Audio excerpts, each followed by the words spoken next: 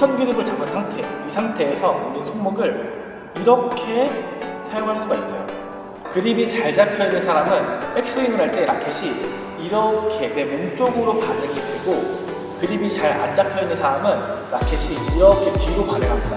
그러니 안 열리잖아요. 근데 그럼 어떻게 해야 될까요? 이렇게 아까 말한 회내 동작을 하면서 스윙이 나와야, 회내 동작을 하면서 스윙이 나와야 면이 열리게 됩니다. 자, 오늘 영상 보기 전에 빠르게 이벤트 하나 진행하도록 하겠습니다. 제가 운동하는 남성분들이 사용하는 화장품 브랜드를 만들고 있어요. 사실 이미 첫 번째 제품인 바디워시는 샘플 제작을 시작을 했어요. 근데 아직 브랜드 이름이 없습니다. 그래서 이 영상 댓글로 브랜드 네임 아이디어를 공유해 주시는 분들 중에서 3분을 제가 선정해서 제가 직접 제작한 남성용 라켓을 보내드리도록 하겠습니다. 개인적으로 조금 남성적인 느낌이 나는 고급진 이름을 원하거든요. 그래서 제가 그 이름을 사용하지 않더라도 가장 마음에 드는 아이디어를 제공해 주신 3분께 보내드릴 예정이니까 많은 참여 부탁드립니다. 그럼 손목 사용하는 방법 배우러 가볼까요? 안녕하세요, 유니콕입니다. 제 구독자분들은 다들 아시겠지만 저는 손목 사용하는 것을 굉장히 많이 강조를 합니다. 우리 초심분들은 배드민턴을 치실 때 이 손목을 어떻게 활용하느냐에 따라서 실력이 금방 늘기도 하고, 그리고 계속 정체되기도 하기 때문이에요. 근데 많은 분들이 손목 사용하는 방법을 잘못 이해를 해서 손목을 잘 사용하지 못하는 경우가 정말 너무 많이 있습니다. 그래서 제가 오늘 손목을 올바르게 사용하는 방법에 대해서 설명드리도록 하겠습니다. 오늘 제가 설명하려고 하는 이 개념만 익히시더라도 스윙의 메커니즘에서 손목 사용하는 법에 대해서는 정말 많이 이해할 거라고 저는 확신을 합니다. 자, 일단 우리가 그립을 이렇게 그립을 잡죠. 이렇게 그립 한번 잡아볼게요.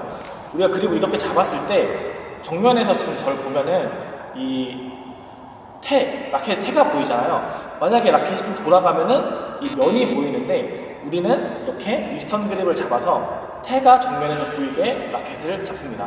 자, 여기서 근데 잘 보세요.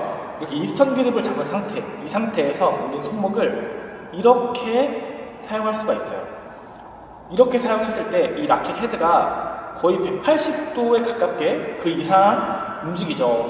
손목을 축으로 180도 이상을 이렇게 움직일 수 있죠. 이것을 손목축을 통해서 헤드가 움직인다라고 표현할게요. 헤드가 이렇게 움직이죠. 그리고 라켓을, 손목을 자 이렇게 사용하는 것뿐만 아니라 이렇게 사용할 수도 있어요.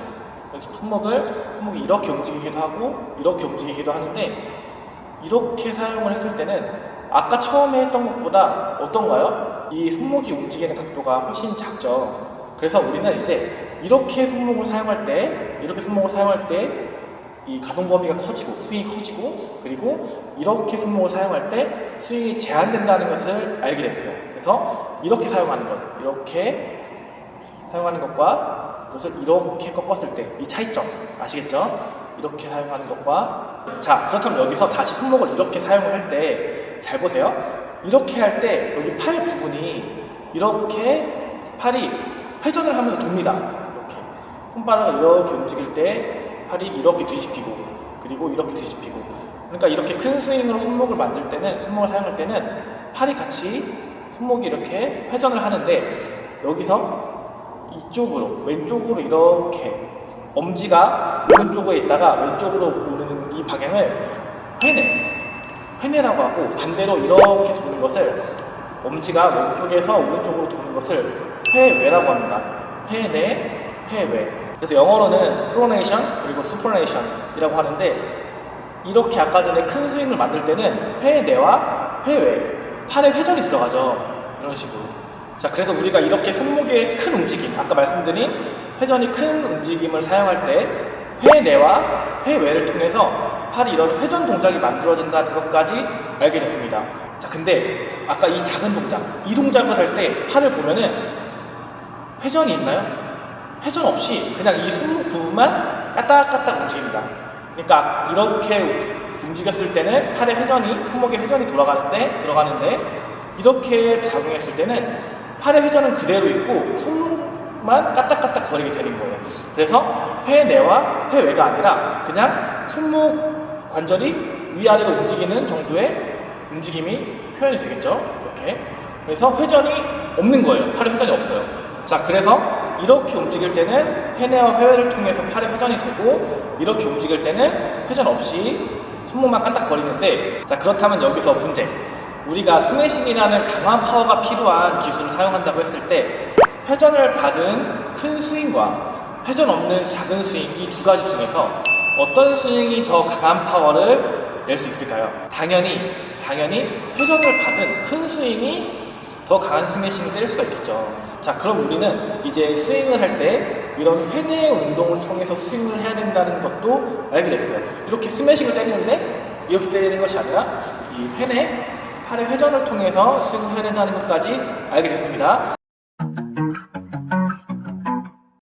근데 제가 지금까지 쭉 설명한 것 있잖아요. 이 회내 회외, 팔의 회전, 그리고 손목을 이렇게 사용하면 작아지고 이렇게 사용하면 커지는 것, 이것을 사용할 때 대전제가 있어요. 제가 지금까지 쭉 설명한 것의 대전제가 뭐냐면 바로 그립입니다. 그립.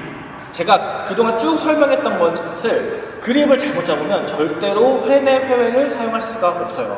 제가 레슨을 진행하면서 느끼는 동호인분들이 가지고 있는 가장 큰 문제는 바로 그립입니다. 그립을 올바르게 잡지 못하면 이런 회전을 할 수가 없게 돼요. 근데 대부분의 동호인분들은 그립이 아까 전에 제가 이렇게 태가 보여야 된다고 했는데 포핸드 쪽으로 조금 돌아간 상태에서 그립법을 잡은 상태에서 배드민턴 치시는데, 이런 그립을 잡으면 일단 이 회내 스윙을 할 수가 없어요. 회내 스윙을 하면은 라켓이 비껴맞게 됩니다. 자, 이런 그립을 잡으면 일단 회내 스윙으로 손목이 작용하는 것이 아니라, 회전이 작용하는 것이 아니라 이 손목이 이런 반응을 해요. 뒤로 젖혀지는 반응.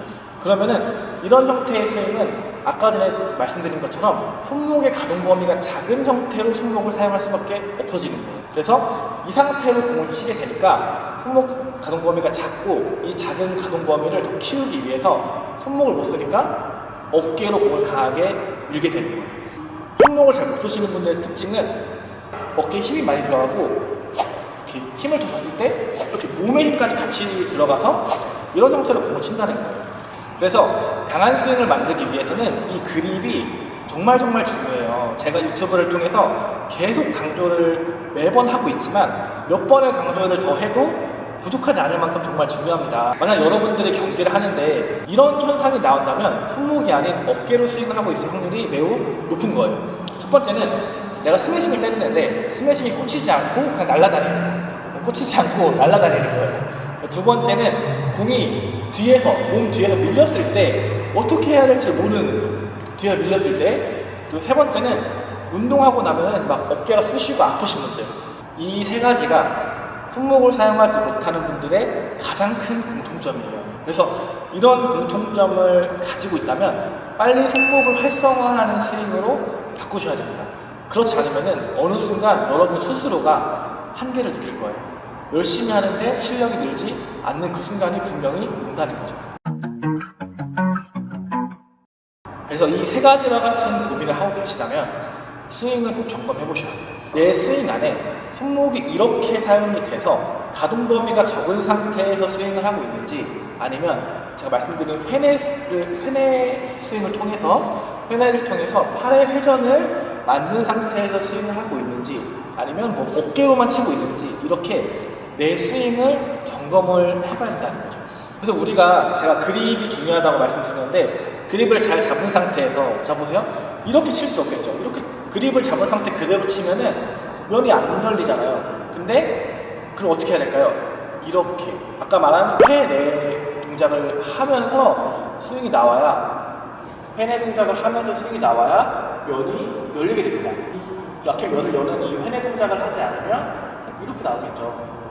그래서 이 상태에서 많은 동호인분들이 면이 안 열려 있으니까 그립을 돌리는 선택을 하셔서 손목의 가동 범위가 작아지는 선택을 하는데, 그럼 절대 안 되고 이 팔의 회전을 통해서 면을 여는 이 방법으로 가셔야 돼요. 그래서 이렇게 손목의 회전을 통해서 스윙을 만드셔야 됩니다. 그러면은 그립을 돌리는 사람들의 특징은 면이 미리 열려요. 공을 칠 때 면이 미리 열린 상태에서 손목이 이렇게 뒤로 제껴지고 그 다음에 스윙이 나오는데, 이러면은 작은 상태의 스윙, 면이 미리 만들어지는 거. 근데 그립을 잘 잡은 사람은 면이 안 열리다가 공이 맞을 때 그 찰나의 순간에 열리면서 공이 맞게 됩니다. 차이가 느껴지시나요? 공을 손목을 잘 못 쓰는 사람은 면을 미리 열고 손목 그립을 통해서 면을 미리 열고 그립을 잘 잡은 사람은 공이 맞을 때까지 쭉 태워 나와서 면으로 이 회내를 통해서 면을 만든다. 이것을 점검을 하셔야 돼요. 내 스윙이 어떤지. 자, 그래서 그립이 잘 잡혀있는 사람은 백스윙을 할 때 라켓이 이렇게 내 몸 쪽으로 반응이 되고, 그립이 잘 안 잡혀있는 사람은 라켓이 이렇게 뒤로 반응합니다. 치기 전에 라켓 헤드가 내 머리 뒤통수를 통해서 돌아서 나오는지, 이렇게 뒤통수를 거쳐 나오는지, 아니면은 이렇게 젖혀진 상태에서 뒤에서 나오는지. 그립을 잘 잡으면 손목 반응이 내 몸 쪽으로, 헤드가 내 몸 쪽으로 돌아서 뿌릴 수가 있어지고, 그립을 잘못 잡으면 이게 더 편하기 때문에 손목이 뒤로 젖혀지는 스윙이 나온다는 거예요. 자, 그래서 오늘 영상을 정리하면 배드민턴에서 강한 공을 치기 위해서는 이 손목을 사용하는 것, 손목을 활성화하는 것이 매우 중요한데, 근데 손목은 그러니까 이렇게 움직일 수도 있고 이렇게 움직일 수도 있는데, 이렇게 움직이면 손목이 매우 제한적이 되고, 이렇게 회내와 회외를 사용해서 하는 스윙은 가동 범위가 커지기 때문에 우리가 강한 공을 치기 위해서는 이런 형태로 손목이 작용을 해야 되고, 반대로 이렇게 작은 형태의 스윙 손목을 사용하고 있는데, 이런 형태에서는 클리어나 스매싱에는 적합한 손목 활용법이 아니다. 근데 많은 분들이 이런 형태로 손목을 사용하다 보니까 이 손목의 부족한 부분을 어깨로 채워서 어깨가 아파진다는 거예요. 백핸드도 마찬가지입니다. 백핸드도 우리가 일반적으로 잡는 엄지 그립을 받친 상태에서 스윙을 하려고 하면은 이 가동 범위가 작아져요. 이 가동 범위가 작다는 것은 이 드라이브 칠 때는 의미가 있지만, 백클리어나 이런 거 할 때는 이렇게 엄지를 다 받친 형태에서는 손목의 가동 범위가 작습니다. 근데 이렇게 움직임은 마찬가지로 회외 이런 회내와 회외의 동작을 활용하면은 이렇게 클스윙으로 헤드를 던질 수 있으면서 백클리어 칠 때 더 강한 임팩트를 만들어낼 수가 있는 거예요.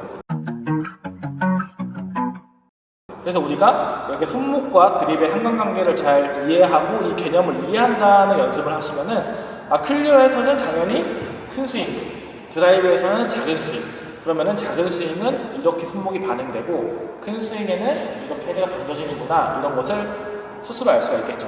자, 이제 개념이 이해가 되시나요? 여기까지 영상을 보신 분들은, 자, 그렇다면은 이 회외를 통해서 어떻게 배드민턴 스윙을 만드는 건데, 그립이 중요하다고 했는데 손목 활성화하는 그립은 도대체 어떻게 잡는 거야? 라는 질문이 생길 수가 있어요. 근데 여기서부터는 한 번에 그 모든 것을 설명하는 것이 매우 어려워진다는 거예요. 오늘 설명한 개념은 손목과 그립의 상관관계이고 아주 일부분만 설명을 드린 겁니다. 하지만 이런 식으로 여러분들이 배드민턴에 필요한 기본적인 개념만 익힌 상태에서 레슨을 받거나, 혹은 이 머리로 이해한 상태에서 뭐 경기를 하고 운동을 한다면, 아무것도 모르는 상태에서 레슨을 받거나 운동하는 것보다 훨씬 더 빠른 성과를 확실하게 볼 수가 있겠죠. 그래서 저는 이 기본적인 개념을 쫙 모두 모아서 온라인 강의로 제작을 한 거예요. 그래서 나는 기본적인 개념을 익히고 싶다, 혹은 내가 구력은 늘어나는데 실력은 제자리여서 고민이다, 실력의 한계를 경험했다 하시는 분들은 제가 이 영상 댓글에 링크를 하나 남겨드리겠습니다. 그 링크에는 온라인 강의가 어떻게 구성되어 있고, 온라인 강의를 미리 수강한 사람들은 어떻게 느끼고 있는지, 정말 실력이 느는지, 이런 부분에 대해서 그 영상을 공유해드리도록 하겠습니다. 그 영상을 참고하시면 정말 많이 도움이 될 거예요. 자, 여러분, 배드민턴은 알고서 연습을 해야 돼요. 내가 알고서 하는 것과 모르고서 하는 것은 차이가 정말 큽니다.